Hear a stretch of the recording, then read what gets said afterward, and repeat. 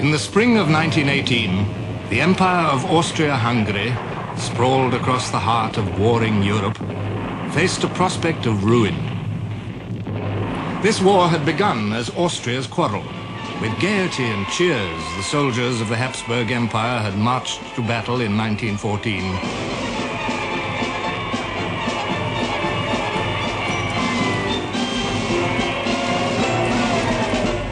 The first enemy was Serbia, the impudent Slav kingdom over the border. The crushing of Serbia would be a warning to all the races under Austrian rule whose national ambitions were coming to the boil. But war with Serbia meant war with Russia. Harsh realities soon dispelled the Habsburg dream. In 1914, when the Austrian armies marched to aid their German allies against Russian invasion, they met with disaster.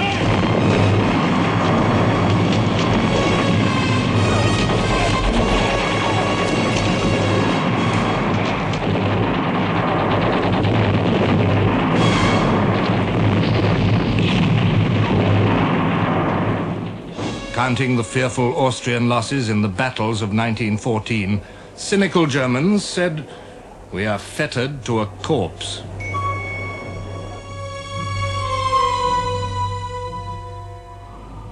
Yet somehow the corpse revived.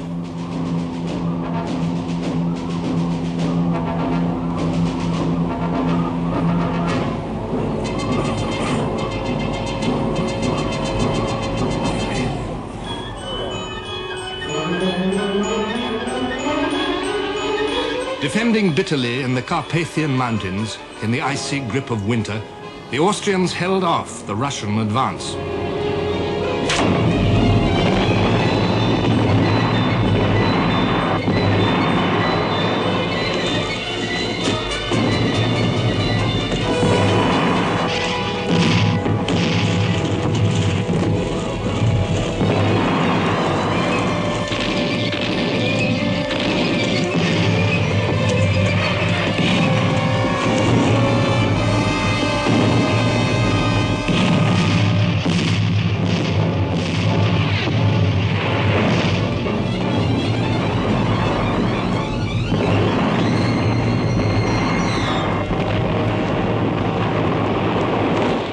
In 1915, Austrians and Germans together hurled the Russians out of Galicia. And at last, with German and Bulgarian help, the Austrians defeated the obstinate Serbs and overran their country.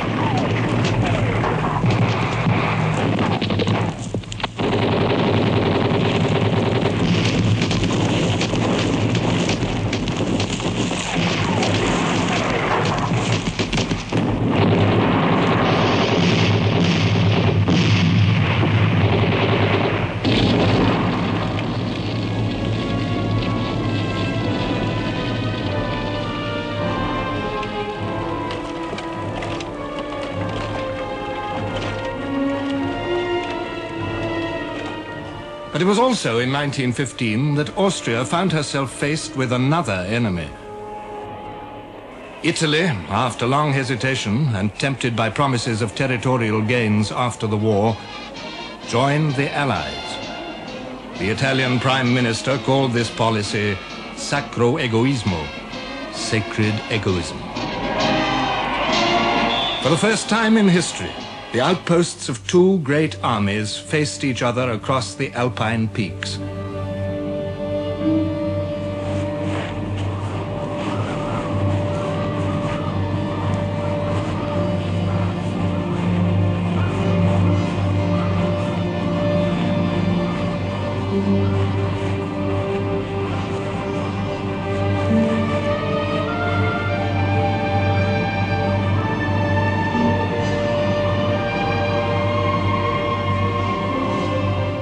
Here, in a region of eternal ice and snow, of fierce storms and frequent avalanches, the Austrians held the commanding heights.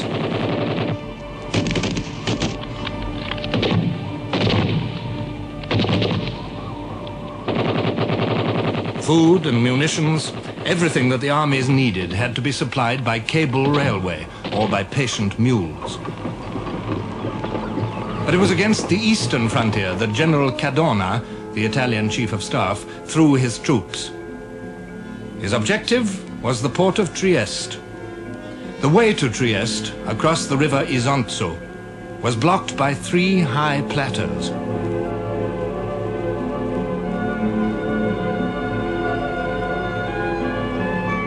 Again and again, the Italians attacked these gaunt, rocky hillsides, where every shell burst flung out deadly fragments of stone as well as iron.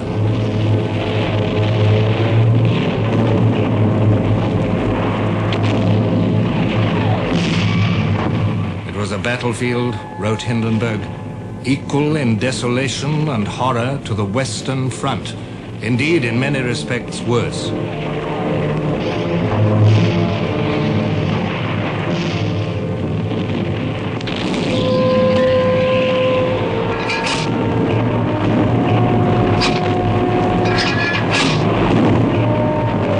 By 1916, Austria was gravely weakened. In the summer of that year, another Russian offensive under General Brusilov smashed through the front in Galicia.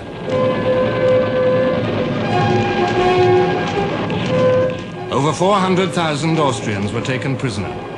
Once again, it was only German help that stemmed the tide.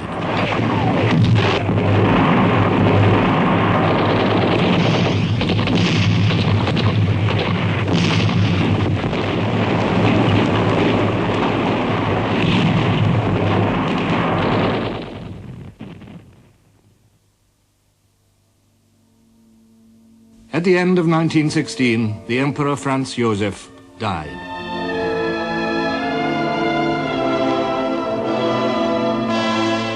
There was very great mourning in Vienna, all over the place, in all classes of the population. Everybody felt a personal loss. When, a few days after, the funeral of the emperor took place, the streets were filled, the houses, the shops, even some lampposts were draped in black. We looked at the funeral with a sort of personal grief.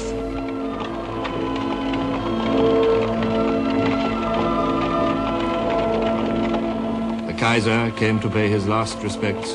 The kings of Bulgaria, Bavaria, and Saxony, the German Crown Prince, the heir to the Turkish throne, and the Crown Prince of Sweden, all escorted the dead emperor on his last journey to the Habsburg family tomb.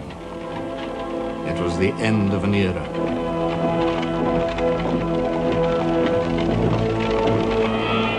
The new emperor, Karl, faced the ruin war had brought on his once great empire.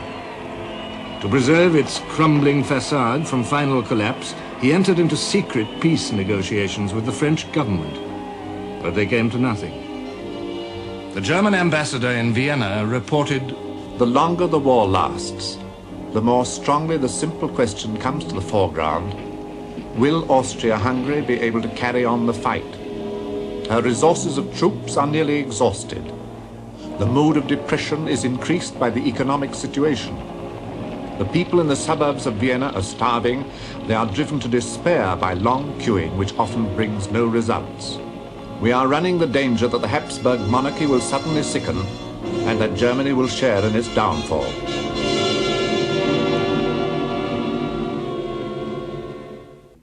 the harsh realities of the war had bound the Habsburg Empire inextricably to Germany. Ludendorff decided, the Austrian-Hungarian armies needed stiffening by German troops in order to prevent the collapse of Austria-Hungary. To send German divisions for purely defensive purposes is not a measure corresponding to our serious situation. The Austrian High Command must understand it is necessary to take the offensive.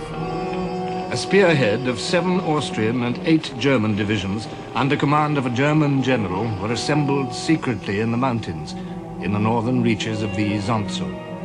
Their objective was to break out of the mountains into the Venetian plain.